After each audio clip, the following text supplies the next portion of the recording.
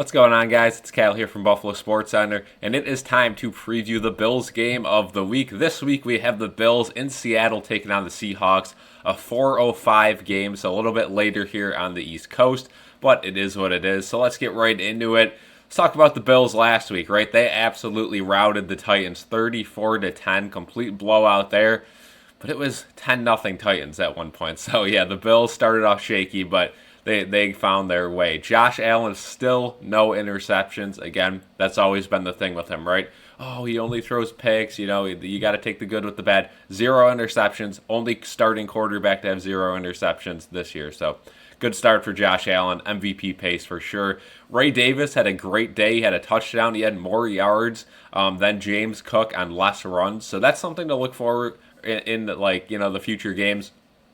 Does Ray Davis start to kind of creep towards, your starting running back? I highly doubt it, but I think he's definitely earned at least a split with James Cook. And that's not to say James Cook looks bad. He has looked really good so far this season as well, but Ray Davis continues to shine.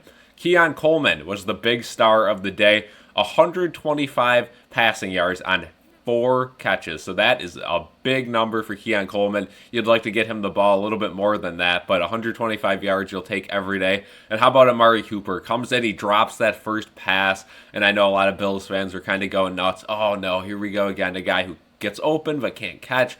But then he, got on a roll there, had that touchdown, had that other long catch, and ended up with 66 yards. So we'll take that, not really knowing the playbook. 66 yards and a touchdown.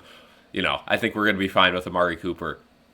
Switching over to defense, Dorian Williams had 10 tackles, led the defense in that. Epinesa had a sack. Smoot and Greg Rousseau looked really good on that D-line, getting some pressure finally. Again, they didn't really get a lot of pressure, and Mason Rudolph got the ball out quick in the first half, but towards the second half, when they had to start passing the ball a little deeper down the field, the Bills' D-line was able to get to him pretty easily. And then, of course, Damar Hamlin had the interception.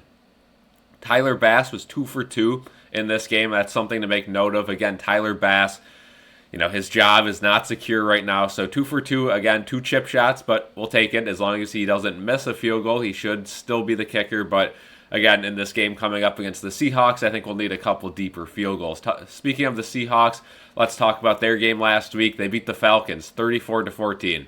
That's a big accomplishment because the Falcons were on a roll. The Falcons were starting to look good, starting to see the vision, and the Seahawks just absolutely pounded them last week. Geno Smith had 207 passing yards.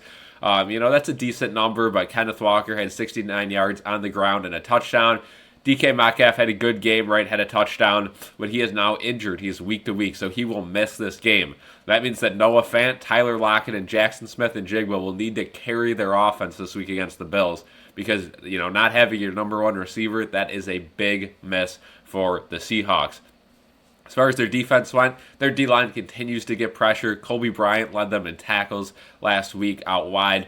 This is going to be a tough game for the Bills. 2 teams coming off big wins against inferior opponents, but it's going to be a big game. The Bills need this one, right? After that, they got the Dolphins, and then their schedule gets a little tougher again. You got the Chiefs looming, the Niners looming in the future. I know the Niners are all injured and all that, but again, you got some tough games coming up. This is, kind of an even game. I could see this one going either way. So with that being said, let's see what our BSC panel has to say about this game. Wilson has lost a fumble and now 2 interceptions. Josh Allen trying to reach the end zone and leaps in for a Buffalo Bills touchdown.